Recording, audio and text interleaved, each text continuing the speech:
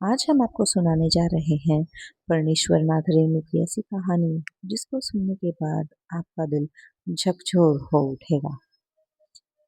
ये सुनने के बाद शायद आप किसी गरीब इंसान को कभी उसकी हैसियत से नहीं बल्कि उसके हुनर से पहचानेंगे।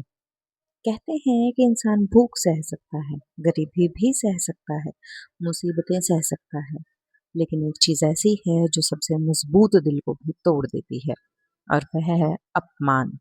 एक शब्द, एक ताना, एक छोटी सी बात, और कभी कभी वही बात किसी के दिल में ऐसी चोट कर जाती है जिसका दर्द उम्र भर नहीं जाता। आज की कहानी भी एक ऐसी ही चोट की कहानी है। एक ऐसी ठेस की कहानी जो शरीर पर नहीं आत्मा पर लगी थी। और जब आत्मा पर ठेस लगती है तो उसकी आवाज बहुत दूर तक सुनाई देती है। यह कहानी है एक ऐसे आदमी की जिसके हाथों में जादू था। वे मिट्टी, बांस और लकड़ी में जान डाल देता था। गांव के लोग उसकी कला की प्रशंसा करते नहीं थकते थे। लेकिन उस आदमी का दिल एक दिन इस तरह टूट गया कि उसने अपने जीवन का रास्ता ही बदल दिया। क्या हुआ था उसके साथ? किसने पहुंचाई थी उसे वह ठेस? और आखिर क्यों एक सम्मानित कारीगर पूरे गांव से दूर हो गया? आइए सुनते हैं परमेश्वर नाथ रेणु की अमर कहानी ठेस। बिहार के एक छोटे से गांव में एक कारीगर रहता था। गांव में शायद ही कोई ऐसा घर हो जहां उसके हाथों की बनी कोई चीज ना हो। बांस की टकरियां, सूप डलियां, चटाइयां और सजावटी सामान बनाने में उसके हुनर का कोई मुकाबला नहीं था। उसकी उंगलियां जैसे साधारण बांस को भी कला का रूप दे देती थी। लोग कहते थे कि सृजन के हाथ में भगवान ने अलग ही हुनर दिया है। लेकिन सृजन की सबसे बड़ी पहचान उसकी कला नहीं थी। उसकी सबसे बड़ी पहचान थी उसका स्वाभिमान। वह गरीब था, बहुत गरीब। उसके कपड़े साधारण थे, घर कच्चा था, जेब अक्सर खाली रहती थी। लेकिन आत्मसम्मान के मामले में वह किसी राजा से कम नहीं था। वह किसी के आगे हाथ फैलाना नहीं जानता था। किसी का एहसान लेना उसे पसंद नहीं था। और रही सबसे बड़ी बात, वह अपने काम को केवल मजदूरी नहीं, अपनी इज्जत मानता था। गांव में जब भी किसी के घर शादी ब्याह या कोई बड़ा काम होता तो लोग सबसे पहले सिरचन को बुलाते, क्योंकि सब जानते थे कि अगर सिरचन ने काम हाथ में ले लिया तो वह काम सबसे सुंदर होगा। इसी गांव में एक प्रतिष्ठित परिवार रहता था। उनके घर में जल्द ही एक बड़ा शुभ कार्य होने वाला था। घर में तैयारियां शुरू हो चुकी थी। आने जाने वालों की भीड़ लगी रहती। हर तरफ उत्साह का माहौल था। घर की महिलाओं को नई नई चीजों की चिंता थी। पुरुष मेहमानों की व्यवस्था में लगे थे। ऐसे समय में किसी ने सुझाव दिया कि सिरजन को बुला लिया जाए। उससे बढ़िया काम और कौन करेगा? सबने बात मान ली। सिरजन को बुलावा भेजा गया। जब संदेश उसके पास पहुंचा तो उसने मुस्कुराकर हामी भर दी, क्योंकि वह उस परिवार का सम्मान करता था। अगले ही दिन वह अपने औजार लेकर वहां पहुंच गया। आंगन के एक कोने में उसके लिए जगह तय कर दी गई। वह अपने काम में जुट गया। उसकी उंगलियां तेजी से चल रही थी। बांस के टुकड़े उसकी उंगलियों में जाकर सुंदर आकार लेने लगे। घर के लोग उसके काम को देखकर खुश थे, लेकिन उन्हें यह नहीं पता था कि कुछ ही दिनों बाद एक छोटी सी घटना सब कुछ बदल देगी। एक ऐसा क्षण आएगा जब सृजन के दिल पर ऐसी चोट लगेगी जिसे वह कभी नहीं भूल पाएगा। और वही चोट इस कहानी को उसका नाम देगी, ठेस। अगली सुबह सुरचन फिर समय पर काम पर पहुंच गया। देखने में सब कुछ पहले जैसा था। वही आंगन, वही लोग, वही शादी की तैयारियां और वही सिरचन। लेकिन उसके भीतर अब पहले वाला उत्साह नहीं था। कल की घटना उसके मन में कांटे की तरह चुभ रही थी। वह अपने स्वभाव के अनुसार किसी से शिकायत नहीं कर सकता था, ना ही वह किसी के सामने अपनी पीड़ा प्रकट करना चाहता था। इसलिए उसने अपनी तकलीफ को मन के भीतर ही दबा लिया। वह चुपचाप बैठकर काम करता रहा, लेकिन उसके हाथों में, गति में वह लय नहीं थी जो पहले हुआ करती थी। दोपहर के समय घर की कुछ महिलाएं वहीं बैठकर बातचीत कर रही थी। बातों बातों में चर्चा सिरचन पर आ गई। एक महिला बोली, काम तो अच्छा करता है, लेकिन है बड़ा नखर वाला आदमी। दूसरी ने हंसते हुए कहा, अरे ऐसे लोगों का यही हाल होता है। दो पैसे क्या मिल जाते हैं, अपने आप को राजा समझने लगते हैं। तीसरी ने और भी तीखी बात कह दी, गरीब आदमी को जितना भी दो उतने में खुश रहना चाहिए। यह बातें धीरे धीरे कही गई थी, लेकिन शायद बोलने वालों को लगा था कि सिरचंद तक उनकी आवाज नहीं पहुंचेगी। लेकिन हर बात, हर शब्द उसके कानों तक साफ साफ पहुंच गया। उसके हाथ रुक गए, उसका चेहरा पीला पड़ गया। उसे लगा जैसे किसी ने उसके सीने में तीर उतार दिया हो। बासी रोटी बाद की बात वह भूल भी सकता था, पर अपमान, यह तिरस्कार, यह उसके स्वाभिमान पर सीधा आघात था। कुछ देर तक वह सिर झुकाए वहीं बैठा रहा। उसकी आंखों में एक अजीब सी नमी उतर आई। उसे अपने जीवन के कई पुराने दृश्य याद आने लगे। कितनी मेहनत से उसने अपनी कला सीखी थी, कितनी रातें जाग कर उसने यह सब सीखा था, कितने लोगों के घरों को अपने हुनर से सजाया था। लेकिन आज उसकी सारी मेहनत, सारी कला और उसका पूरा व्यक्तित्व केवल उसकी गरीबी के कारण छोटा कर दिया गया था। उस क्षण उसे महसूस हुआ कि दुनिया इंसान की योग्यता से पहले उसकी हैसियत देखती है, और यह एहसास किसी भी संवेदनशील व्यक्ति के लिए बहुत बड़ा दुख होता है। कुछ देर बाद सिरचन के पास घर का मालिक आया। उन्होंने देखा कि सिरचन असामान्य रूप से चुप है। उन्होंने पूछा, क्या बात है सिरचन, तबीयत ठीक नहीं है क्या? सिरचन ने सिर उठाया। उसकी आंखों में दर्द था, लेकिन उसने मुस्कुराने की कोशिश की। नहीं मालिक, सब ठीक है। मालिक ने ज्यादा ध्यान नहीं दिया। वे अपने दूसरे कामों में व्यस्त हो गए। लेकिन सिरचन के भीतर अब एक फैसला जन्म ले चुका था, एक ऐसा फैसला जो सबको चौंका देगा। वह सोच चुका था कि सम्मान के बिना कोई काम उसके लिए संभव नहीं, चाहे इसके लिए उसे जितना भी कठोर कदम क्यों ना उठाना पड़े। शाम ढलने लगी। सूरज धीरे धीरे पश्चिम की ओर झुक रहा था, और उसी समय सिरचन का मन भी इस घर से दूर होता जा रहा था। उसे लग रहा था कि शायद अब यहाँ रुकना उचित नहीं, लेकिन जाने से पहले वह जो करेगा उससे पूरे गांव को एक सीख मिलने वाली थी। आगे उस रात सिरचन को बिल्कुल नींद नहीं आई। वह अपनी छोटी सी झोपड़ी के बाहर सिर झुकाए बैठा रहा, देर तक अंधेरे में खोया रहा। आकाश में चांद निकल आया था। गांव के अधिकांश लोग सो चुके थे। चारों ओर सन्नाटा फैला हुआ था, लेकिन सिरचन के भीतर विचारों का एक तूफान चल रहा था। बार बार वही शब्द उसके कानों में गूंज रहे थे कि गरीब आदमी को जितना मिले उतने में खुश रहना चाहिए। यह वाक्य उसके हृदय में किसी तीर की तरह धंस गया था। वह सोच रहा था, क्या सचमुच गरीब आदमी का कोई सम्मान नहीं होता?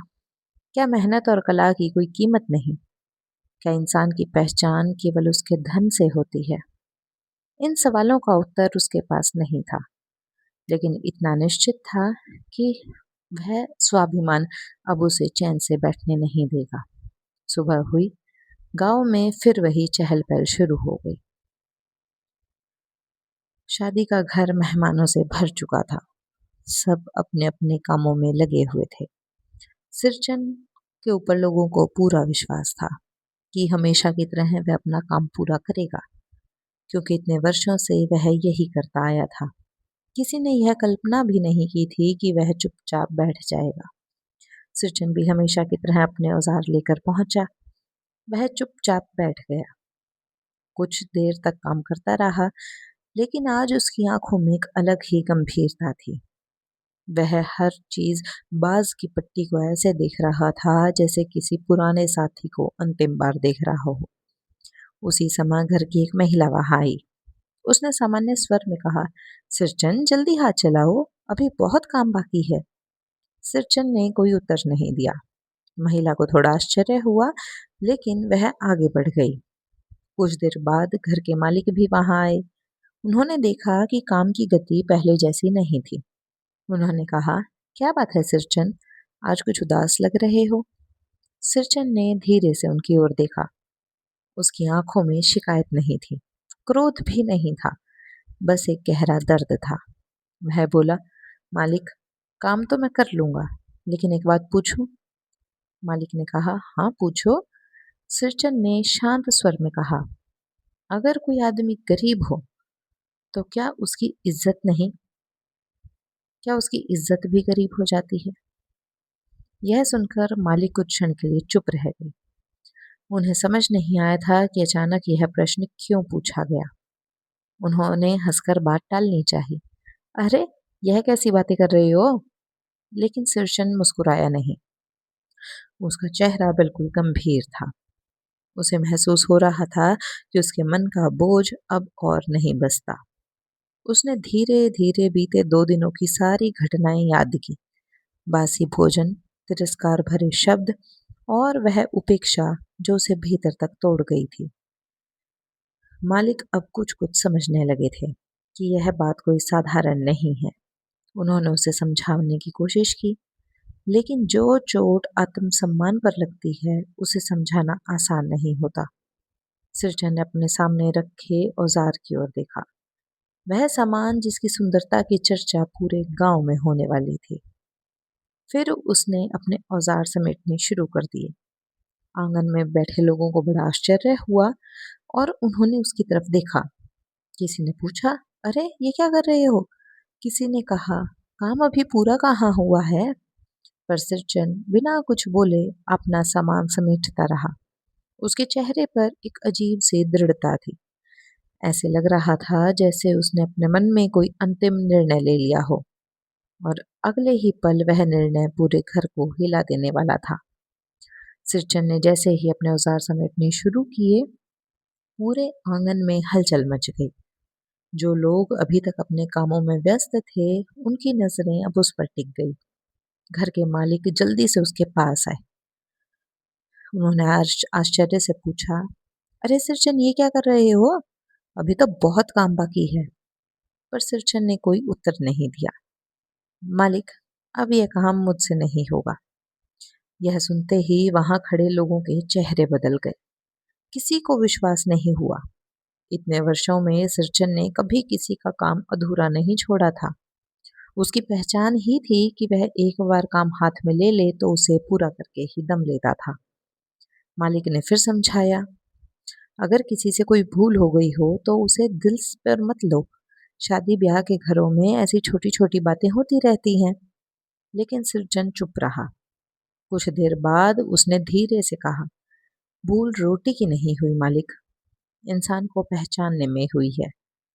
यह सुनकर आसपास खड़े लोग एक दूसरे का चेहरा देखने लगे। अब सब समझ चुके थे कि बात कहीं गहरी है। सिरजन आगे बोला, गरीब हूं, इसमें मेरा क्या दोष?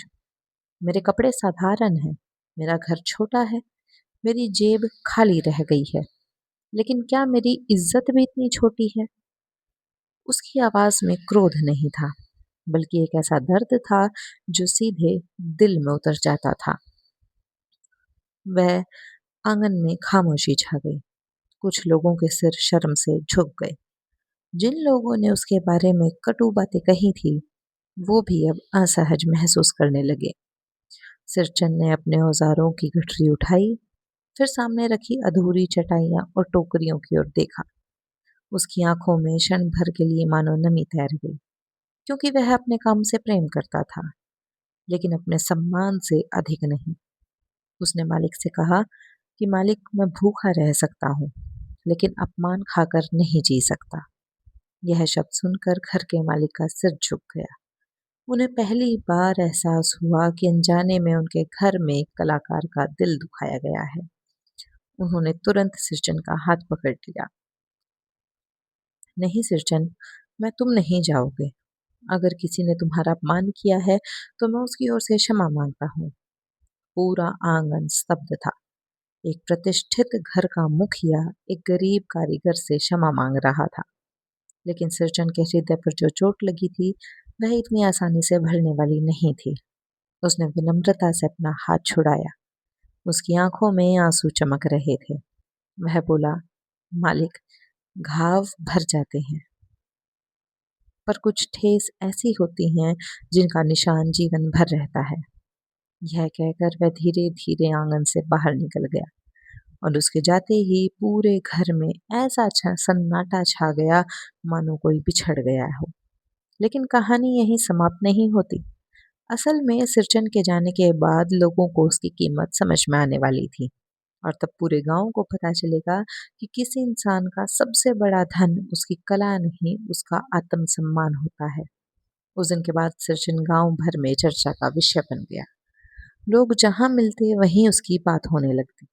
कोई कहता इतनी सी बात पर काम छोड़ दिया, तो कोई कहता कि बात छोटी नहीं थी, बात इज्जत की थी।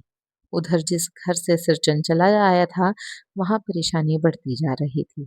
शादी की तारीख नजदीक थी, काम अधूरा पड़ा था। गांव में कई कारीगर थे, लेकिन सिरचन जैसा कोई भी नहीं था। लोगों ने दूसरे कारीगरों को बुलाया। उन्होंने काम शुरू तो किया, पर वह बात नहीं थी।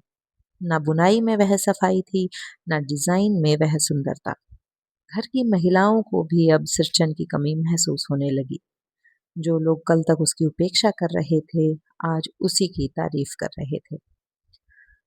कभी कभी इंसान की कीमत उसके पास रहते नहीं समझ आती। उसके जाने पर पता चलता है कि वह कितना अनमोल था। इधर सिरचन अपनी झोपड़ी में बैठा था। उसने काम छोड़ दिया था, लेकिन मन अभी भी अशांत था। उसका स्वाभिमान संतुष्ट था, पर दिल दुखी था, क्योंकि वह उस परिवार से बैर नहीं रखता था। वह केवल सम्मान चाहता था। रात को जब वह अकेला बैठा बांस छील रहा था, तब उसके मन में कई विचार उठ रहे थे। दोस्तों, कहानी को आगे बढ़ाने से पहले एक छोटी सी बात है। अगर यह कहानी आपको आपके बचपन की उन छोटी छोटी सुनहरी रातों में ले जाती है, जब दादी नानी अपने स्नेह भरे अंदाज में जीवन की सीख देने वाली किस्से कहानियां सुनाया करती थी, तो हमारे इस कहानी के चैनल को सब्सक्राइब करिए। आपका स्नेह और साथ ही हमें रोज ऐसी ही दिल को छू लेने वाली अमर कहानियां आप तक पहुंचाने की प्रेरणा देता है।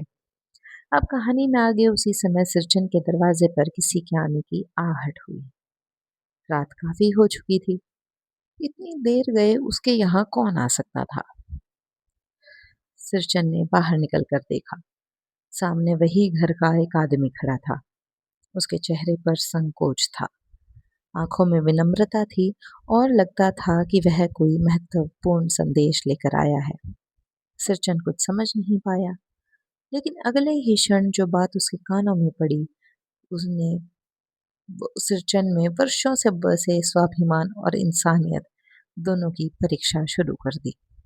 रात के सन्नाटे में दरवाजे पर खड़े उस व्यक्ति को देखकर सिरचन कुछ क्षण तक चुप रहा। उसने धीरे से पूछा, कहो भैया, इतनी रात गए कैसे आना हुआ? वह आदमी झिझकते हुए बोला, मुझे मालिक ने भेजा है। सिरचन कुछ नहीं बोला।